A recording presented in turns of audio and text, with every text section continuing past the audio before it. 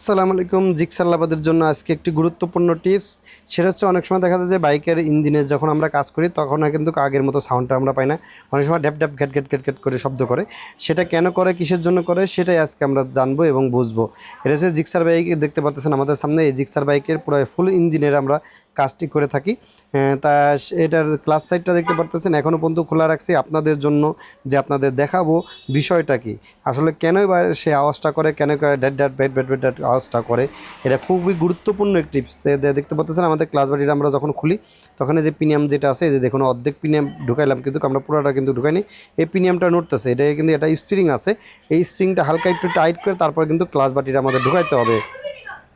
এর যদি স্প্রিংটা খুলে যদি টাইট করে না ঢুকাই তাহলে কিন্তু আমাদের কিন্তু বাইকের কিন্তু আওয়াজটা কিন্তু অ্যাকুরেট ঠিক হবে না। দেখতে পাচ্ছেন স্প্রিংটা একটু উল্টা দিকে ধরে টাইট করে কিন্তু আবার ঢুকাই দিলাম। এখন যদি আমরা বের করি আবার দেখেন স্প্রিংটা কিন্তু আপনার ঠুপ করে কিন্তু আগের জায়গায় চলে যাবে।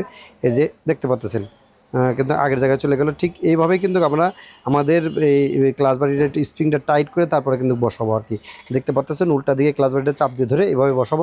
ঠিক এইভাবে আপনারা বসাবেন বাইকার্স ভাই ব্রাদার যারা যখন দেখবেন আপনাদের বাইকের ইঞ্জিনের কাজটি করার পরে আর সাউন্ডটি আগের মতো হচ্ছে না, তখনই কিন্তু আপনারা এই জিনিসটা করবেন। আর মেকানিক্স ভাই ব্রাদার যারা আছেন অবশ্যই ক্লাস সাইডটা যখন আপনারা খুলবেন, ক্লাস বাটিটা বড় বাটিটা যখন বাইর করবেন প্রিমিয়াম বাটিটা, তখনই কিন্তু রাউটার বাটি বলে এটাকে, তখনই আপনারা জিক্সার বাইকে এই প্রিমিয়ামটা কিন্তু আপনারা একটু অ্যাডজাস্টমেন্ট করে দিবেন। না হলে কি হবে, ঘট ঘট ঘট ঘট ঘট ঘট ঘট ঘট শব্দ করতে। আল্লাহ হাফেজ।